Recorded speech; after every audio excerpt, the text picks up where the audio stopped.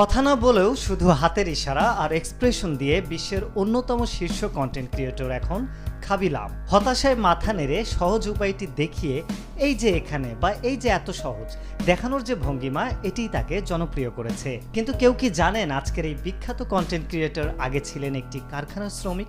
কেই বা এই খাবিলাম? খাবি খুব গরিব পরিবারের ছেলে।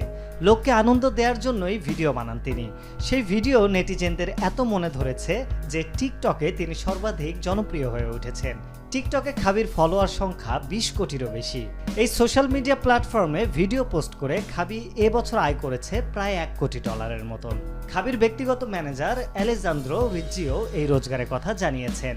বিখ্যাত হলিউড স্টুডিওর ভিডিও নিজের টিকটক অ্যাকাউন্টে পোস্ট করে $7.5 লক্ষ খাবি পেয়েছেন বলে জানিয়েছেন তার ম্যানেজার। তবে নিজের এই বিপুল রোজগারের ব্যাপারে খোঁজই রাখেন না খাবি। সেনেগালের গরিব পরিবার থেকে উঠে এসেছেন তিনি। তার পরিবার সেনেগাল ছেড়ে চলে আসেন ইটালিতে। একসময় কারখানায় কাজ করতে শুরু করেন তিনি। টিকটকে তুমুল জনপ্রিয়তা পাওয়ার পরেই কেবলমাত্র ভিডিও তৈরিতেই মনোনিবেশ করেছেন খাবি।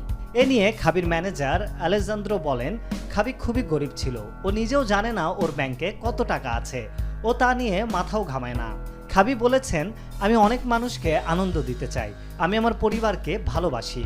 ইটালির চিভাসোতে থাকেন খাবি। শুরুর মতো ভবিষ্যতেও সহজ সরল ভিডিও বানিয়ে ভক্তদের উপহার দিতে চান।